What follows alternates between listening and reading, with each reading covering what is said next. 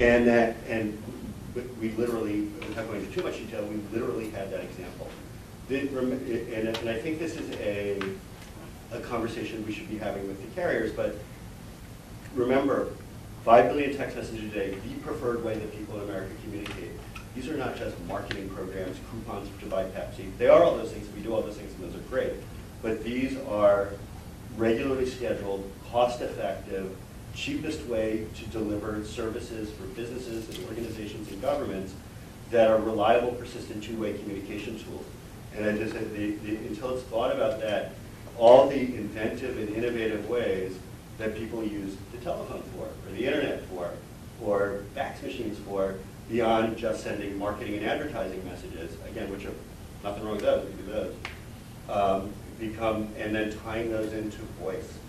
And what's an acceptable use of that? Tying that into highly targeted mobile web. The most cost-effective way to activate people, and I'm just going to give one example here, do a lot of get out the vote stuff. If you send text messaging is like 1/10 the price of getting someone to vote, then the next cheapest way to do that, which is like a targeted phone call or something like that, when you add in all the cost around that, it's like 1/80th the cost of the second most effective way, another very effective way, which is like door to door. To have these kinds of things that we know work, that we know are the way people want to receive information, we know actually helps them out in their lives, in both as consumers and recipients of healthcare and all those kinds of things, until we can have the certainty that they'll remain on, they'll just be an add-on to the other more expensive, less effective way to do that. And I understand that the carriers don't have a huge interest, a very legitimate business interest in not getting customer complaint phone calls or questions. But I think if that's an issue that a dialogue could resolve about where those calls get directed, how they get dealt with, and those costs could be even internalized with our customers or whatever, as long as certain rules are adhered to. But that's really the biggest area. I'll continue along the healthcare line here. So on the open internet, you're able to move quickly, and you really govern yourself. I mean, there is some things you can do that if you're using GoDaddy, they might shut you down. For instance, if you're spamming and they see that coming through a domain, they can shut you down. But those are rare instances. For the most part, you can do whatever you want, and you're really sort of self-regulating. Just to give you an example on the mobile side, one of our clients is the largest HMO in the United States. They are doing appointment reminders, and there are only a certain amount of characters, 160, that you can fit in a text message. They continue to ask us the question of, look, we're not opting anybody into any program. Somebody's coming to the counter, they're checking out, and they say, would you like an alert for your next appointment? All they're opting into is that next appointment. And then they're never going to get another message again until they come back and opt in for another appointment. Just think about this for a second. There's no consumer best practice or anything that would allow us to allow Kaiser to not have that little footer that has to say text stop to end. They're not really texting stop to end anything. They're just simply not going to get another message until they decide to get another appointment. But there's no best practice. There's nothing so we just decided, okay, get rid of that footer, and we'll just allow you to do it this way. And that code was audited. They have a real chance of getting shut down. So it's just these frustrations that we go back and forth on with not being able to sort of do what we want and innovate and come up with, well, hey, there's other types of models out there that really don't fit into this opt-in marketing thing, because it's really not marketing, it's more of a utility message. And what happens if that code gets shut down? And then again, these healthcare providers, they're saving. There's two benefits. One, and you spoke to this, is keeping patients healthy. That's the key. But not only does that help people, but if they keep patients healthy, then the healthcare costs go down. And that's really where companies like mobileStorm make our money, is we can prove that we can reduce costs. It's an awesome sale. So that's another example. It's text stopped to anything about nuts, because if they text stopped it and they get another text message, then they stopped. Yeah. If they don't put it in, they don't ever get another text message. That's true. So speaking about being worried about being audited and being shut down, I was wondering if you feel that there is a standard process for that audit and that shut down so you're alerted that it's going to be a problem and there's a way to discuss it or work it out? Or is it sort of a call in the night? What has been your experience or what is your understanding of the way that I understand if you're a short code, if your program is being stopped before started, but if you already have an ongoing program that for some reason has triggered something, what is the process for telling you that's a problem and resolving it? I mean, you get these audit notices that are very written with very scary words, like you're going to lose your support in 10 days. And I was in a meeting recently where someone from another company complained that these come over the fax machine at 5 o'clock on a Friday afternoon, and a mid-level employee picks it up off the fax machine and thinks the company's going to be going under and goes into a whole panic. So it's that kind of experience. Has that been your experiences as well? I think it reflects a certain aspect of the business, which is it ranges from a phone call to a very formal kind of technical language. I think all of us have the experience that what is lacking is clarity and what should happen.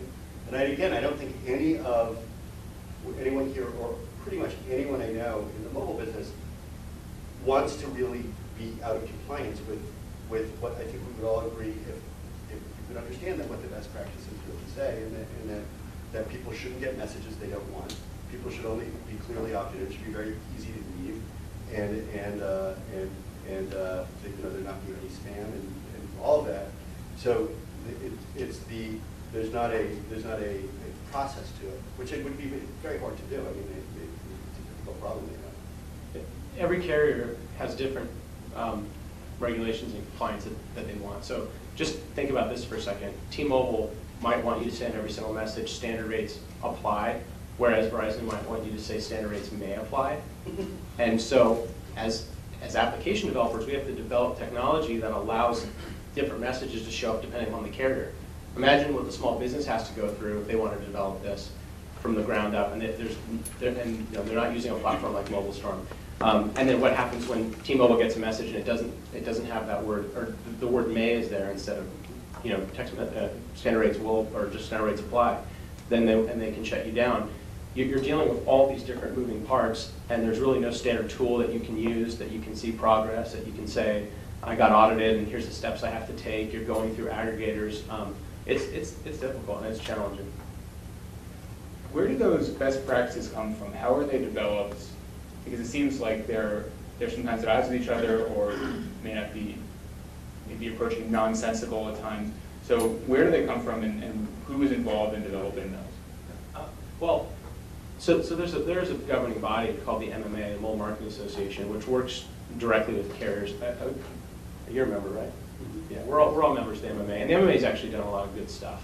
One of the reasons that we started the MICC was because when we started to talk a little bit about the issues that we have with carriers, it's a little difficult for the MMA to sort of jump on that bandwagon because the carriers are on their board and they're so heavily embedded. But these set of best practices for the consumer, at least in the marketing side, and like what governs premium SMS, where the charges show up on somebody's cell phone bill, they've done a good job in those. But it's like any other body. There's things that we want that we don't get out of it, or that there's things that just take a long time and move slowly. But I think for the most part, there is some good guidelines. We just, again, we keep coming back to kind of why we started the MICC, and that is, there's just so much restriction, every little thing that we have to do to sort of grow this industry. And as Jed keeps pointing out, this is the #1 communication channel in the U.S. Why aren't we able to get things done and move quicker? Why do we have to sit here and come up with a large document for best practices, and then if 5 or 6 things don't get in there, somebody gets shut off because they're not compliant? I think people get shut off for being compliant. I mean, I think there's a lot of, I think there's not certainty or standard. I don't think we're talking about agreeing on a certain set of rules and then cheating or not living by it. I think the issue is much more certainty, universal set of rules, and clarity, and wanting to live by them, and having certainty in those rules. But I don't, I think if people are being shut up for being non-compliant, they're being shut up because they don't know how to become compliant. And I talked about blocking before, and what I've come to learn over time working with these guys is just it's the unbelievable power that the carriers have, and in a very real way, they are, to be trite, judge, jury, and executioner.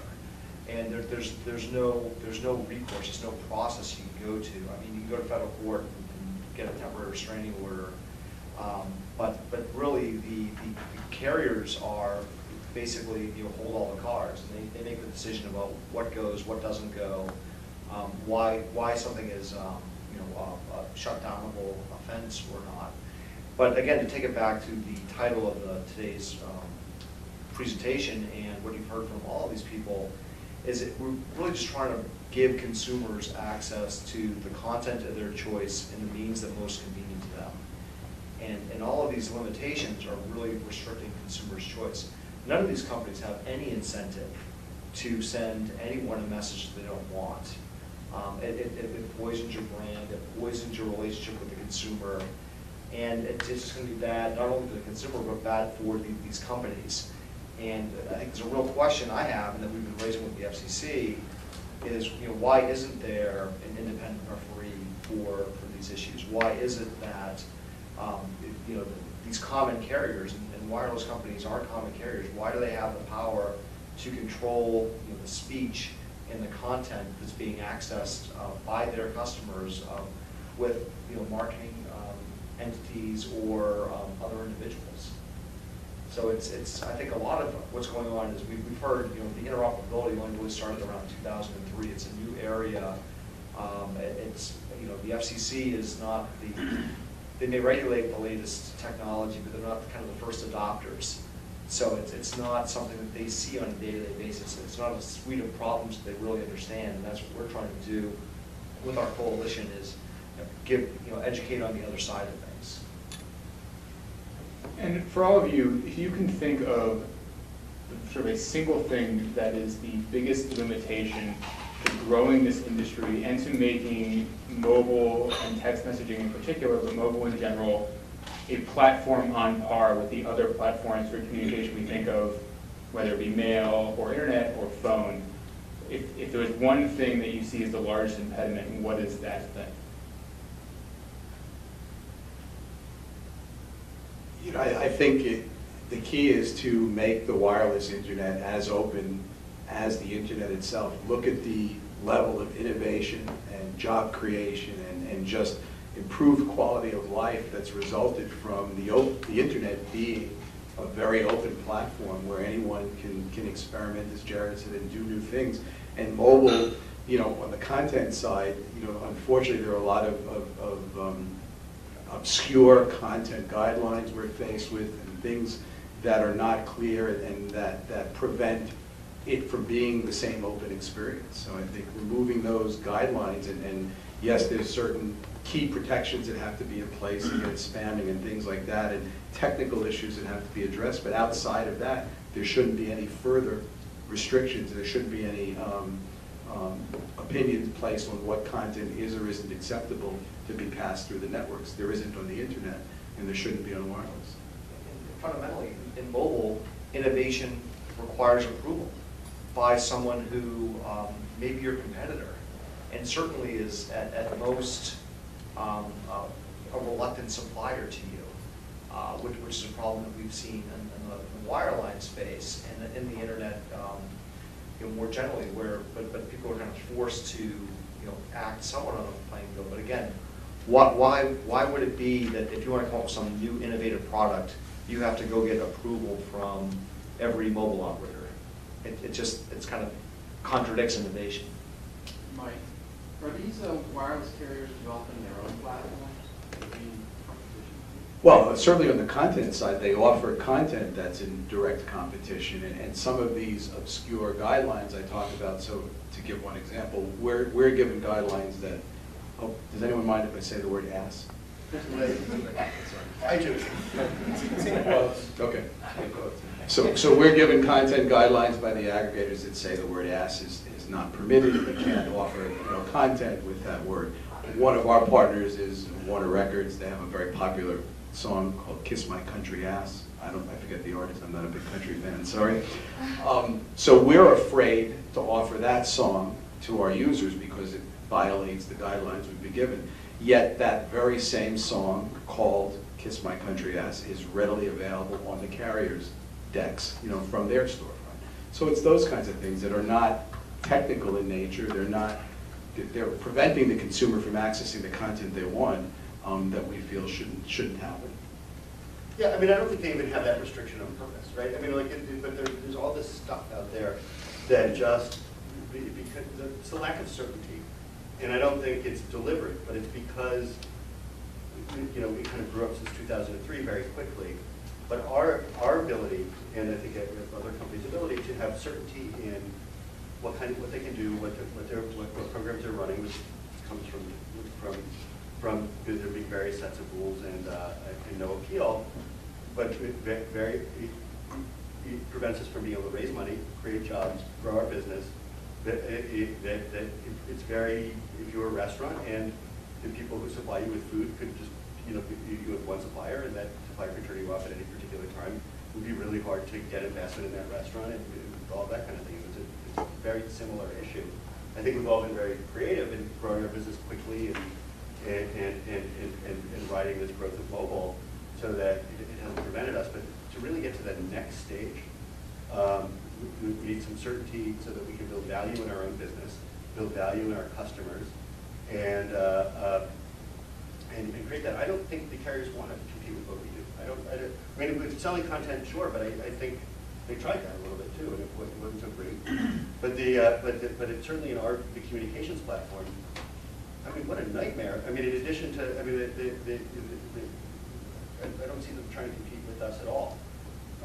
And so I don't think there's a real business imperative issue over we want to control this. I think they'd rather, if they wanted to compete us, they just buy the best few of them. But I think they have the right attitude there of not competing with us. I think and I think a lot of this is, the issues is lack of communication and lack of understanding of what we do. I don't think they know about the kinds of programs we have. In terms of the 5 billion messages in a day, tiny part of that. And so I think we're an outsized annoyance to the kind of revenues we could possibly generate. Just a 5-word cop-out. I agree with those guys. All right, I'd like to open the floor to questions. Anyone has any questions for the panel? And if you have a question, please say your name and your organization. Does anyone have any questions for the panel? Okay, Art Brodsky from Public Knowledge. Can we go through this 12-week cycle here? I'm sort of not sure what's happened, or what's happening between the time you get your short code in 48 hours and what happens over that 12 weeks. We don't know. We don't know. It's a black box.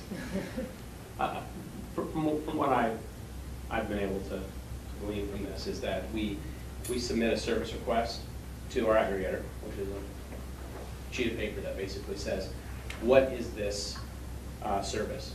And they want to know how it's going to be promoted. They want to know the volume that it's going to see. They want to know the exact message flow, and everything has to be perfect. And you submit that. Now, if that's not perfect, that comes back to you, and they make you, 2 weeks later, oh, well, you have to change these things. You're like, gosh, then you have to send it back. We've actually seen this go back and forth a number of times. Now we've got smart enough to just templatize it as much as possible. But once it's given to the aggregator, then the aggregator goes out to every single carrier, and they submit that service request. Some of them offer tools to make it easier for the carriers. Some are still doing it with Microsoft Word. And then, again, there's so many of these applications sitting on the carriers' desks that you're just kind of waiting for them to get to your service request. And then when they get to your service request, they actually have cell phones, and they take them out and they start testing. And sometimes your aggregator will come back and say, oh, they're about to test. And then you see those numbers come in. But for the most part, it's just a lot of waiting around. The carriers don't even start touching your application for a month and a half, 2 months. And then finally, after they're testing, if that, again, works and there's no complications, then they go ahead and they pass it. But now remember, every carrier comes online at different times. So all of a sudden, and some carriers are better than others, so I think we've had pretty good luck with Sprint. AT&T's, yeah, it's gotten a lot better. T-Mobile takes a long time, Verizon takes a long time. But they'll come on at different times, so all of a sudden they'll start working on one carrier and then another and then another and another, until finally, and again, now we probably support maybe 15 carriers now. Those are your level ones. Obviously you want to get those tier one, the level one carriers are the most important because they're 90% of everybody in the US, but then you start getting your Metro PCSs of the world and your Bluegrasses, and that could take, even 15 weeks. So is that, anybody else have something to add as far as the cycle there? I'll return to paper. I agree with you. I just doing the math. Short code 5 days, so That was 88,432. Well, there's I guess some research, obviously, Yeah. but to a maximum 100,000, you can't possibly reach all this. 6 digits. But yeah, no, but it's true, yeah. Right? You're right, So- now there's 6 digits. So the reason why I'm Chris and I run a small sea line, we've got a whole bunch of numbers, we've got 1.5 million numbers, right? They're all those, but we don't know how to enter, we want to empower our network to be able to exchange SMS messaging, because in reality, people are starting to do numbers for VoIP applications, and SMS clients. It would be nice to be able to start exchanging SMS. So we're starting on Project Interconnection. But at some point, it seems to be the obvious answer here, to start developing, try to figure out how to interconnect long codes rather than short codes. That's like the IP6 of mobile. You guys try, you guys. Well, I don't know why you can't, but it's historical, but wouldn't it be great if 1-800-Flowers, who's not a customer of ours, could receive text messaging for their business over that same number? I mean, like that, Well, you that's what I'm can thinking. build out I perfect sense. mean, certainly if you were to find a willing supplier of long code numbers or SMS enabled, a lot of your problems go away because it's all the content filtering now. There which violates carrier rules to do that. Well, You are required to use the short codes for all these programs that you're talking about. You can send, so you can get stacks and stacks of GSM modems that have an actual cell phone number, like I can take my cell phone number or port it over to a GSM modem. But the problem is you're getting 2 messages a second off those modems, so again, stacks and stacks of them. We've seen companies try to do this because it's a cheap way of sending because they're not having to pay for SMS. But there's no scalability with those types of models, and that's a problem. You want that speed, and we have to have, with some clients, 1,000 messages a second. Most clients, 100 messages a second. Well, I mean, that's the question I'm here to solve, try to figure out is, first of all, how our network layer, what exchange SMS with an SMS component. And the second question is about the content rules, we have to go figure out what the deal is making available to people. But what I'm, the line of thought I'm marking down is, wait a minute, you guys clearly have some needs from these cooperative carrier. I have other reasons to try to figure out how to interconnect. So obviously, we are at the point where I understand how interconnection works. The SS is going to protocol over the SMS. You really should go to the panel with engineers and that. Yeah, that's it is going to become a thing. I mean, it was a pretty heavy question pretty quickly. But my understanding is that there is not a large technical reason why you couldn't use a long code to do all the programs that you were talking about as opposed to a short code.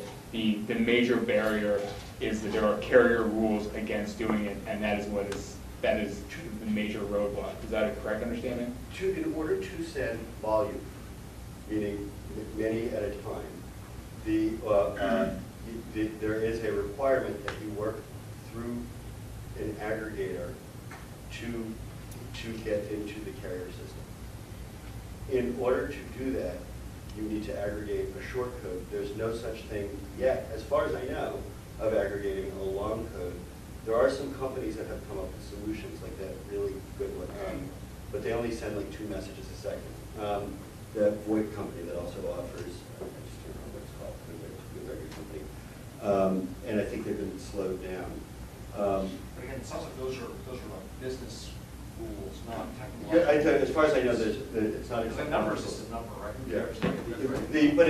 But I think when we're talking about something else, which is you would still aggregate that at an aggregator, and then you would still have those same kind of rules. Because the business rules wouldn't permit you to have, like you can't get a phone number that delivers either through the internet or by phone number a high volume of messages into a carrier system from a long code. There's no way to do it. How about this, does Verizon Wireless use an aggregator when it distributes its own content? Within in-house? Or to put to the other carriers? Yeah, we have carrier clients who use us for delivering messages. I mean, yeah, Verizon Wireless? they're not one of ours, so maybe the AT&T is. They wouldn't just do it themselves. Well, they need us to deliver to another carrier, right? By shortcut, Unless they're interconnected themselves. but they're not interconnected that way. I mean, as far as I know. No, yeah. Well, obviously measuring GPS and the Yes, but through long codes. Not Right. for marketing purposes, or short code. But so it's technically possible for them to do it. Oh, yeah. I mean, I don't think these are huge, I don't know what's a technical issue or not, but it's probably resolvable. Are there any other questions for the panel? Michael Dory, Newstar. I was invited to attend a session by my CEO who got to come on about $34 trillion worth of revenue opportunities. We're going to discuss that, and the general premise here is what is the opportunities available to get to $34 trillion? Well, maybe you didn't, someone in a newsletter, my CEO got that and said, go investigate this, Michael. So I don't know if that was an unintended advertisement for the session, or should I just take waking up with a horse's head in my bed tomorrow morning when I didn't follow through on the meeting? You got breakfast for free. I know.